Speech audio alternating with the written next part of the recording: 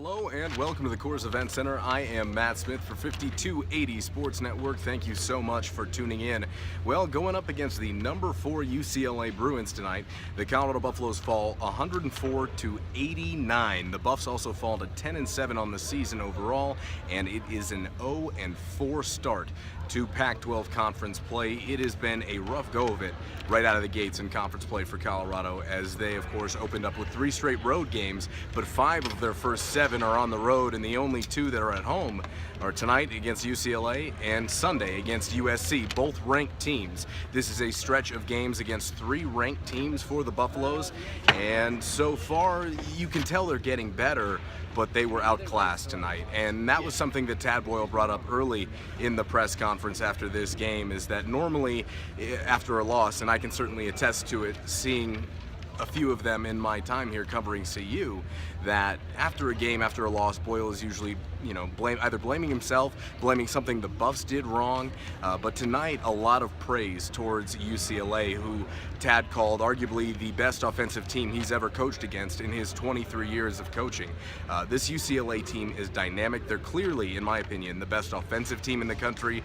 When they are hot, they are virtually unguardable, and we saw that in the second half. Tough threes over hands, tough threes at the end of shot clocks, and they did that in the first half too. But those are momentum killers, and after a while you play great defense for 28 seconds in a possession, but 2 seconds UCLA buries a 3 at the end of the shot clock. That's deflating stuff, and tonight Colorado dealt with it. Offensively they were fine. They did put up 89 points. Of course, that is UCLA's problem this season. They can score 100 on anyone, but they can give up 100 to just about anyone. But signs of progress are continuing for the Buffaloes, and this is a game that normally I give you a first half, second half breakdown, but really all you need to know is that UCLA shot 54% from the field in the first half, 60% from 3.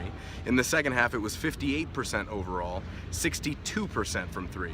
UCLA was 19 of 31 from the 3-point line tonight. It is actually a school record for most threes made in a road game, which is pretty impressive considering the storied history of that program. Colorado played well in the first half. They trailed by 6 going into the locker room. Xavier Johnson had 11 in the first half before picking up a second foul. He would not play for the final 5 minutes and 20 seconds, and the Buffs actually hung in the game. But right out of the gates in that second half, the Bruins pretty much blew the doors off of them, and the Buffs played pretty solid defense to start, but really it was just shot after shot after shot that the Bruins made. It was quite impressive. Oohs and ahs from the crowd tonight, and certainly I've seen UCLA play a bit this season, but seeing them in person is a different situation.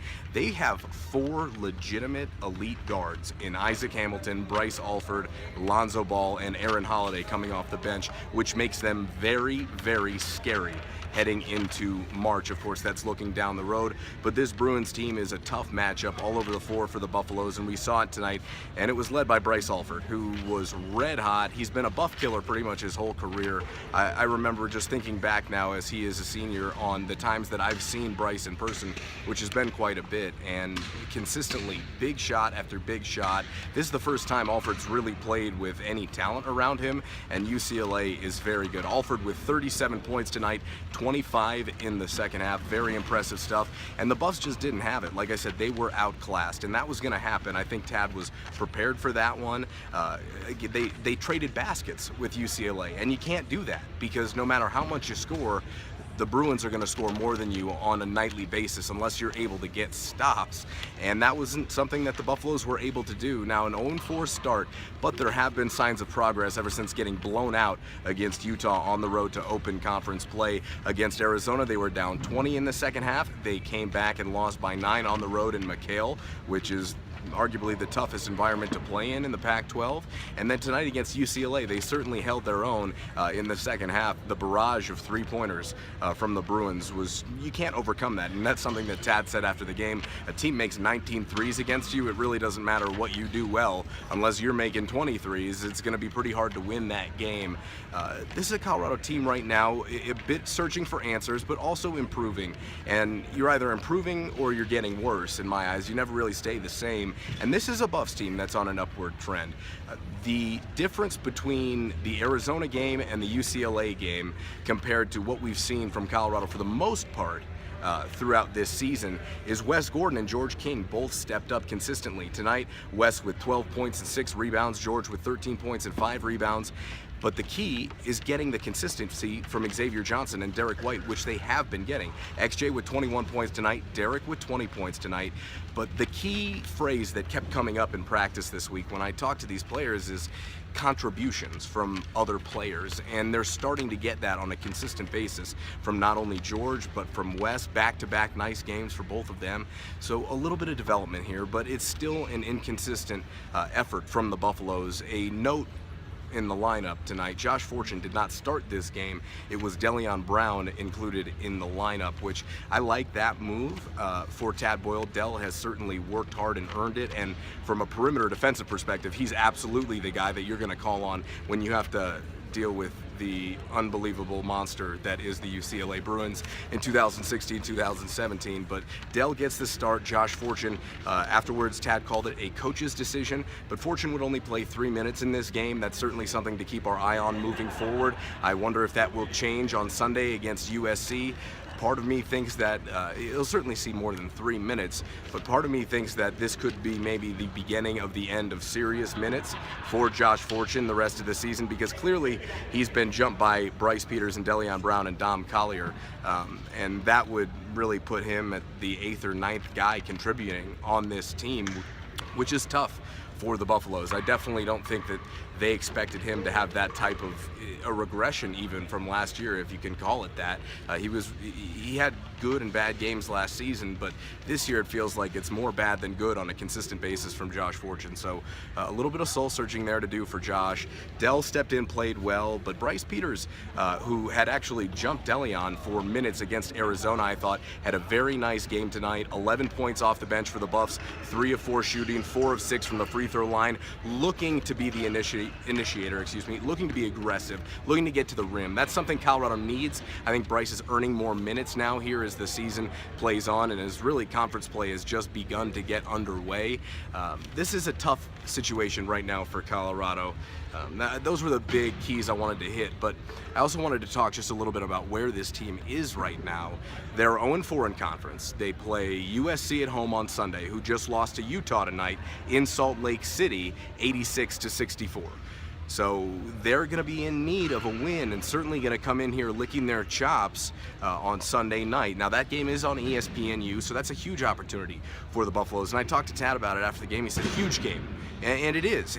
That's one that if you can pick up a win against USC and then potentially win both of Washington and Washington State, which, let's be clear, this team is capable of doing.